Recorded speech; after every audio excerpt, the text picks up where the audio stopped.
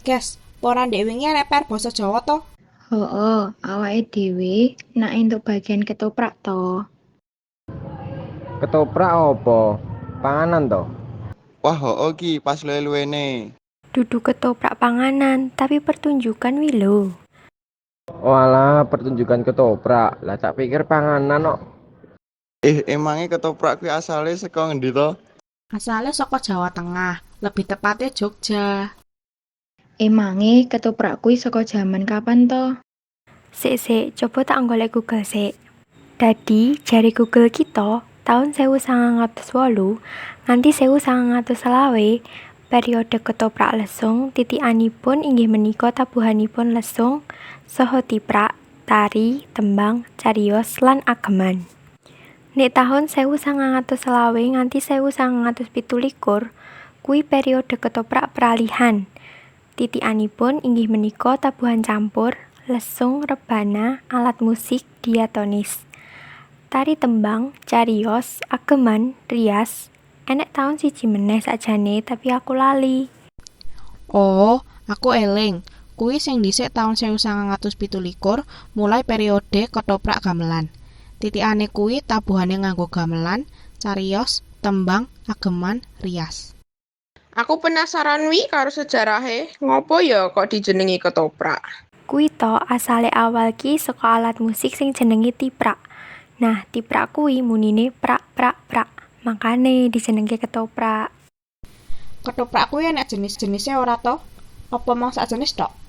Ono kok contohe ketoprak lesung, ketoprak Mataram, ketoprak dor. Nah, nek ketoprak lesung kuwi sik ngiringi lesung, nek ketoprak Mataram kuwi sik diiringi nganggo gamelan. Sik terakhir ketoprak dor kuwi rena-rena, ning biasane dienggo masyarakat Sumatera Timur kono.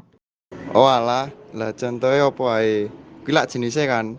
Ana akeh jane. Ki ning Google jare Nyi Roro Kidul, Dewi Sri, ande-ande lumut ngono-ngono kuwi. Lah kok saka judule contohe ketok rumpet to pertunjukane. Emang unsur-unsurnya apa wae? Unsure ana lakon lan paraga, yaiku wong sing meranake karaktere. Nah, nek pacelaton kuwi wong sing ngewangi ning mburi panggung. Nek akting kuwi sing mainke peran sing sesuai karo tokoh sing diperanke. Busana yaiku kostum sing dienggo para lakon. Nah, nek riasan kuwi yaiku coretan wonten ing anggota badan. Terus nek piranti kuwi alat utawa barang sing digunakake. Enek siji meneh yaiku tetabuhan utawa sebut wae pangiring, yaiku instrumen sing dipunginakaken nalika ngiring adegan. Lah terus fungsine ketoprak ya apa? Kan ini pertunjukan kan? Apa gor dinggo hiburan tok? Ora len, fungsine iki macem-macem ya.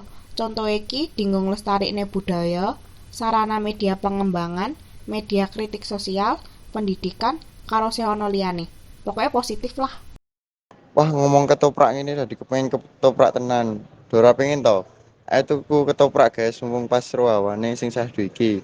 Karo aku reti panggone cedhak kene. Murah, enak, akeh. Wah, wis pokoke ora kecewa. Ayo, gas.